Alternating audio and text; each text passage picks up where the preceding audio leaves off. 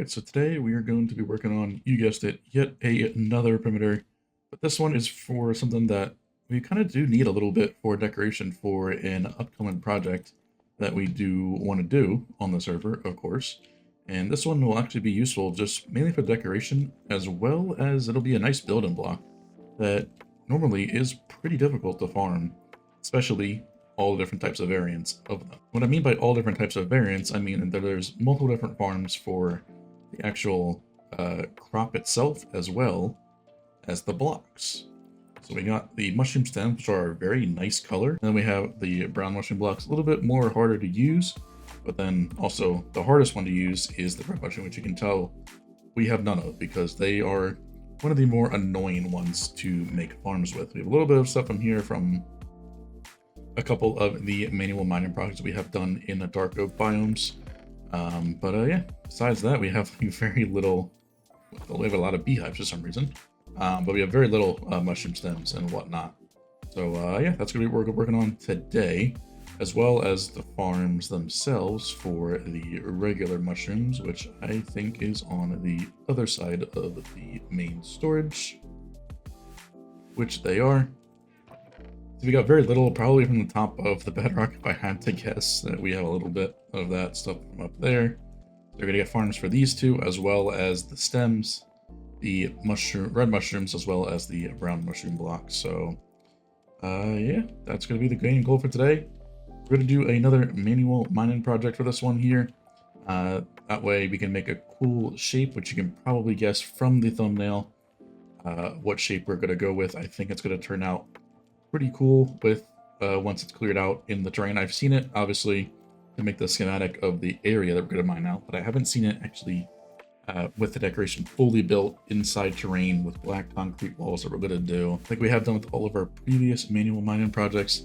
It all turns out really well when you do the black concrete walls if you have the floor art, because your eyes basically disregard the solid color and go right to the brightness of the floor, so it looks really good overall.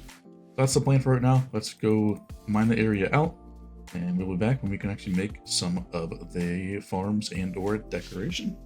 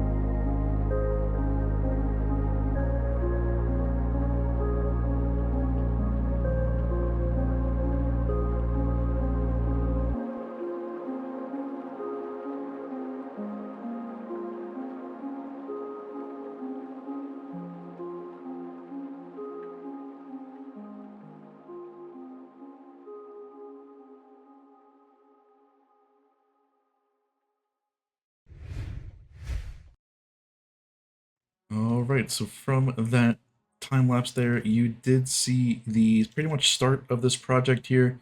As you can tell by now, it's a lot further on than it was from that clip. But believe it or not, this decoration was completed roughly an hour and a half after we finished mining out that whole rest of that big chunk there.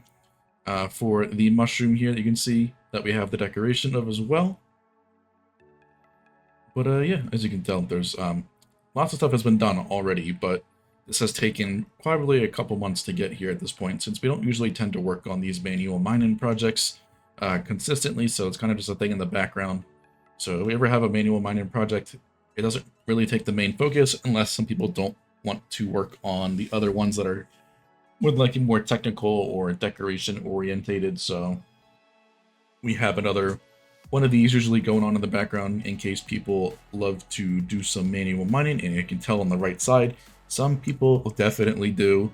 I'm somehow up where at 11.5 million blocks manually mined. Rubik's at 6, and Fred, Dazzy, Rim, and Cod are all up in the million club.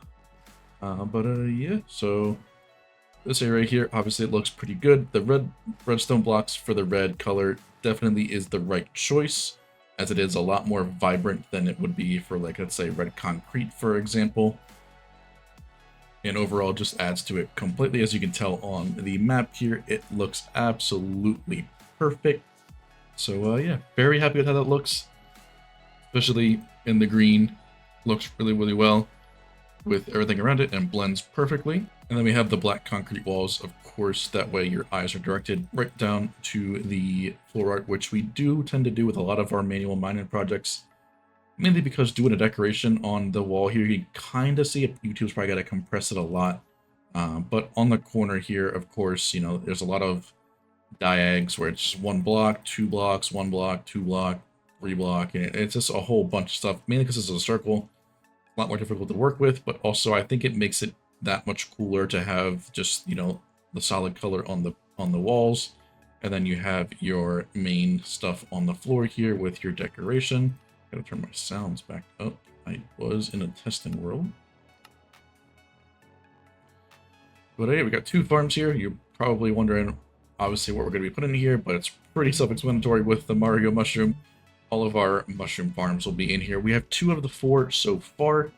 I do not believe we are going to actually be having any XP farms or bone meal farms, since we're not going to use these farms all too often, and it's pretty easy to sort of, you know, hook up some XP bottles or whatever to these farms. So we have that. But yeah, this one over here is Elyrio's brown mushroom based stem farm. So you have the player down here, which they have the mushrooms in their offhand, and they're looking at this trapdoor. And when this trapdoor flips down, you're able to place a block against it, which will place the mushroom right there. But also you're having the player attack constantly, because these mushrooms then gets pushed in from the side here. So they do have a video on their channel if you wanted to take a look at this, but just give you a brief overview of what it does. It has the TNT duper up here, 1 on each side that will destroy the whole mushroom here, but also very importantly, leave the stems untouched. That way those get pushed to the side, and then they'll get pushed over and then condensed to a 1x1 block stream, which feeds right into the chamber that the player or bot is AFKing in. And then you'll mine those, obviously those stems up, that'll fall down and then get transported to the shulker box litter for the mushrooms. And then also there is a storage for the actual mushrooms themselves. The player also does get resupplied first priority, because these hoppers go over top of this here on the exit. They will always prioritize going down rather than across first. So with those going down, we will always have enough to guarantee that we can place another. And this also gets you a good surplus of the brown mushrooms. I think it's around 18,000 per hour on the mushroom and around 3,000 or so on the stem side. So that's pretty good. You probably could ask why we're going to use the stems. That's mainly just for decoration purposes. It's kind of like a contrast to white, on a sense, for the map, so this would look a little bit better. So some map artworks can actually look better with the mushroom stems as a sort of secondary block to white concrete and or quartz, since if you didn't know, white concrete and quartz do emit different colors on a map. So most of the time it's a lot easier to get white concrete, so we tend to gravitate towards that, as it's not that big of a difference on the map. But if you do some really detailed stuff, it definitely can. And now we have a way to farm them fully FKable. The only thing I'm going to add on to this a little bit later is I'm probably going to add a little system here that'll shoot an XP bottle into there every tree growth or every other one. I don't know for sure. Depends how much space I have to work with here, so we'll see how that ends up. But it should be pretty simple to just swap this block out here for a dispenser, and then hook it up to this clock here, or this little signal here. That way it'll dispense one every single tree, as well to repair the pickaxe or repair the axe for the player to constantly minus, as long as we have obviously stuff there. Alternatively, we could add an axe cycler, but since we have the hoppers down there, it'll be a little bit more difficult to do so. Especially with everything being so compact, a lot easier to just add a dispenser just to shoot that XP bottle, and we're chilling there.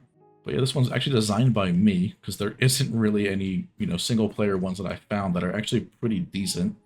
And with this here, we get 6,900 red mushrooms per hour. That's actually the mushrooms themselves, because it's all TNT based. This is the farm for actually red mushrooms. This one doubles as a stem farm and a brown mushroom farm. And then of course we're going to have 2 more for the red mushroom blocks as well as the brown mushroom blocks. So we get every single type of mushroom all farmed in this one area. But yeah, I'm going to add a couple modifications to mine to add a system to, go over top of this hopper line here to actually resupply this with the mushrooms for that. Yeah, this one's pretty straightforward. It could be a little bit more efficient if you were to slow down the duper, but I don't think we're going to be using too many red mushrooms themselves, so definitely not too worried about efficiency. But if you wanted to, if you had the schematic, which will also be in the public archive in the AutoCraft Discord, you could modify this clock here to be a little bit slower. That way you guarantee you don't blow up as many items to the TNT. But pretty straightforward on-off switch right here. Got a little bit of bone meal that's in the thing as of right now. All you'll do is sit on top of this right here. Gonna lower the block sounds, and you would just hold down left click, and it will start to push over the mushroom blocks. They will then start to fall. As you can see here, a little bit of them do get blown up because of the TNT, but overall you still profit more than you actually input into the farm here. So I'm only going to put in the stack of red mushrooms that I had left over in that dispenser or that dropper there. So all the redstone for this farm is contained within these 3 blocks. So what happens is we grow the red mushroom, we detect that with a comparator reading through the solid block of the stem, which is connected to that dispenser down there. Obviously, once that block forms, that comparator can get a readout of the dispenser, having bone meal in it, to then power this sticky piston here, which goes over and powers multiple things at once. So what it does is also, it powers the dropper to give the player another mushroom. Of course, if we had the mushrooms in there. And then it also powers the back line to push the bottom stem out, which then also goes up to all the rest of the pistons that push the mushroom blocks across. So you can see here that everything pushes over. It's a little bit slow. It is about 6 game ticks after the first piston pushes to get all of the stuff out. It could be done all in one swift movement of the pistons. However, just for the sake of the easeability to wire everything and the compactness of it, just use a no block tower, and then they all just get transported up, and all of them will then start to push over. We have the obsidian here that also limits the height of the mushroom, as well as this one here. I haven't tested these two, obviously just, limit the mushroom height. I did actually have a couple of mushrooms grow higher with this obsidian here, so I did end up placing one over top like this. And you can see it even grows all the way up there.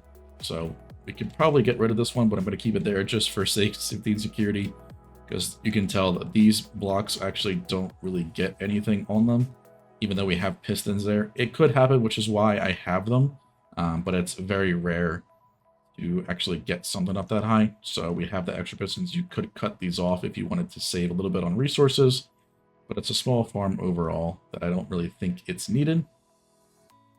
But yeah, the same stupid system here that Elyrio has for that farm alternates one and the other. So one gets shot over, one gets shot down, and we already went through that stack of mushrooms there. So I'm going to turn it off to stop the TNT. And there we go. So down here, you can tell I turned that 1 stack all the way into 5 stacks. I think that was a little bit more because I probably collected a couple maybe, but no, the TNT's too far away. So, you know, a 1 stack for almost 5 stack is a pretty good trade if you ask me, if it's not even 100% efficient. So you probably could get more than the 6,900 out of this per hour. But yeah, these small farms, despite their size, they are pretty crazy. But I will be back once this one is done, and then we'll come back once the other brown mushroom one is done as well. Alright, so arriving here with the piston bolt decoration, you can see it's pretty straightforward to signify what is farmed here, and the full perimeter is completed. As you saw, we had these 2 farms completed first. Now we have the other one, as well as the other one for the brown mushrooms and the red mushroom blocks. These also do stems as well. Elyrio's is of course designed for the stems with the brown mushrooms you get as a byproduct. But yeah, these ones are for the red mushrooms as well as the mushroom stems. This one is only for the brown mushroom blocks, as well as a couple brown mushrooms as a byproduct. So you can tell here we got a single 6x loader, which is enough to handle all of that. Then we have a single speed loader there that can handle all of the mushrooms that get produced from the blowing up of the blocks down here. And that's of course to actually give you enough mushrooms to continuously use this farm. Unlike this one actually gives you a small portion of the mushroom. You can tell by these back pistons over here and this one right here. These push down while all the other ones then push across into the middle. The player is right here and they're mining the mushroom blocks. That way they get pushed over. Then they fall back down. They then place one as they're falling down, get shot back up into the spot here where they are sitting here, and then these ones are getting pushed in the right and the left into the center for the player to mine there. These ones get pushed down into the TNT chamber where they get blown up. That way that you can continuously supply the player with brown mushrooms. Then you also make a little bit of an excess at the end, which is why we have that there. You all saw that redstone one over, or that red mushroom rather. Over here we have the red mushroom farm, which is by dark. Then we have the horse in the center. So it's a very interesting farm to say the least, because you gotta have the horse, and it's not the most reliable thing over long AFK periods, just because of the horse's momentum. When they rock back, you do mine block slower, so you will miss occasionally, and then the farm pretty much stops. So it does work. You've got to like basically be at the farm the whole time, which is quite unfortunate. But the red mushrooms are so much more difficult to deal with. Yeah, they're definitely a lot more annoying to actually get blocks out of. Usually you just get them for the red mushrooms, you just blow them up with TNT, you get the red mushrooms. But if you want to get the block form, it's a bit more annoying to actually farm. And this is pretty much the only farm that does exist pretty much in the game. So, well, at least the fast farm that exists when it does work, which it does. We have gotten quite a bit. I think it's all somewhere at main storage now. I think we've taken all the stuff back to main storage. If we used it a little bit, no, we definitely use the red mushrooms for, we have them in main storage for an upcoming project. I know that for sure. And I think we have everything else all at main storage as well, just because it's a lot easier to have it all there. Why we didn't do too much into the form of storage, it's just a single chest probably for every single one of these things. But yeah, I mean, it turned out pretty great. Everything's all farmed in this one small little location inside this area. Did we need this thing at all inside of a manual mining project? Absolutely not, but you cannot deny that this does not look absolutely amazing and pretty much picture perfect. And then, yeah, I mean, it just looks absolutely amazing. So yeah, this is so proud of this place. It's a little bit of a shorter project overall. But yeah, it was still nice to actually also design my own farm with this one over here. And then make use of Elyrio's stem one in the corner. That's sort of what prompted this entire area to be completed, was this farm that Elyrio did made. As you can tell, they do have a lot of stuff. We have a bunch of axes here that we can use for the mushroom ones as well as Elyrio's. This one you don't need anything, it just blows them up. But yeah, so that's the whole area wrapped up entirely. Let's put on shaders just because I think it looks pretty good with them on. The glass and whatnot always looks good, and then you have the ambient lighting because it is turning night. But yeah, once it does turn a little bit daytime, you can see. But it just looks pretty cool, even though they're all small farms. They get the job done. So yeah, that's what we do for this. So make sure you like, subscribe, all sorts of things, and I'll see you in the next one.